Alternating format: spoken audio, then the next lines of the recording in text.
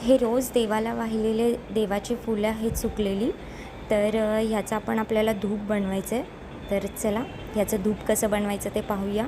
सर्वप्रथम मिक्सरमध्ये सुकलेली सगळी फुलं टाकून मिक्सरमधून बारीक करून घ्यायची आहे. पूर्ण त्याची पेस्ट बनवायची आहे. त्याच्यानंतर जी पेस्ट असेल ती काढून घ्यायची आहे.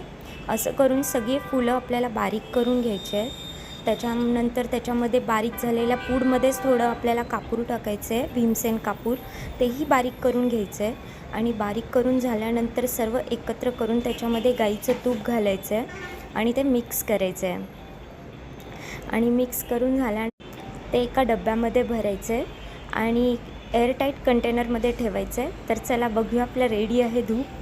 तर एका स्पूनमध्ये प्रेस करून ते धूप घ्यायचं आहे आणि ते धूप आपल्याला वाहून घ्यायचं देवासाठी.